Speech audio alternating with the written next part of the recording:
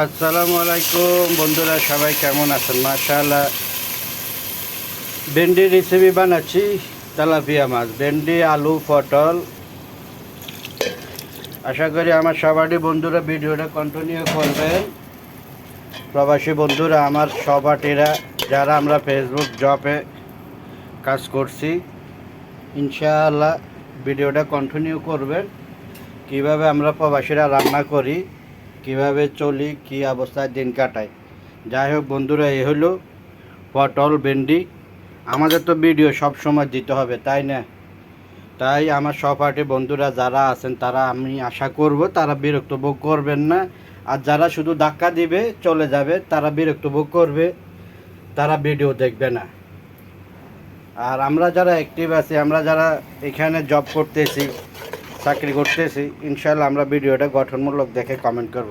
যাই হোক আমার সহপাঠী বন্ধুরা, সব কিছু তো আনলক হয়েছে, কিন্তু এখনও মনিটাইজেশন আসতেছে না, কোনো সেট আপ আসতেছে না। তো আশা করব সবাই দোয়া করবেন যাতে তাড়াতাড়ি সেট আপ পাওয়া যায়। অনেক কষ্ট করতেছি, অনেক পরিশ্রম করতেছি, যা আর বলার মতো না। দিন রাত 24 ঘন্টা এখানে আমাদের সময় দিতে হয়, যা আমার একটি বন্ধুরাই বুঝতে পারবেন।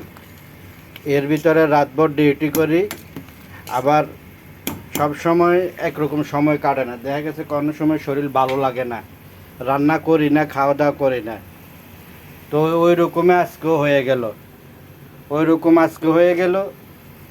রাত্রে ডিউটি করছি আর ভালো লাগে না। যাই হোক, ভালো লাগে না, শরীর অশান্তি, ব্যথা বেদনা, ওটা তো আমরা আর প্রকাশ্যে বলি না। আমরা বলি ভালো আছি। তো না খেয়ে শুয়েছিলাম, দিনে 2টা বাজে উঠছি। উঠার পরে দেখেন এই সবজি রেডি করলাম। এর ভিতরে সাদা ভাত রান্না করতে আসি, আর তরকারি তো আপনারা দেখতে আছেন, তরকারিও রান্না করতেছি। দেখেন, এই হলো প্রবাসীদের কষ্ট, এটাই বাস্তবতা। কিন্তু এই বাস্তবতাটা আমরা কিন্তু প্রাধান্য দিই না, মূল্য দিই না। কেন মূল্য দিই না, কেন বুঝতে পারি না। যার যেভাবে কথাবার্তা মুখে আসে, আমরা ওইভাবেই, দেখা গেছে আত্মীয় স্বজন, ফ্যামিলি থেকে লাঞ্ছিত বঞ্চিত হয়ে যায়। ওরা মনে করে কি আমরা আছি সুখে, কিন্তু বিদেশটা করছি ওদের জন্য, বিদেশটা করি ওদের জন্য, এটা বোঝে না। ইচ্ছা করলে তো ফালাই দিয়ে চলে যেতে পারি। তো ফালাই দিয়ে চলে যেতে পারলে তো এই সংসারে অভাব অটানা চলি আসে।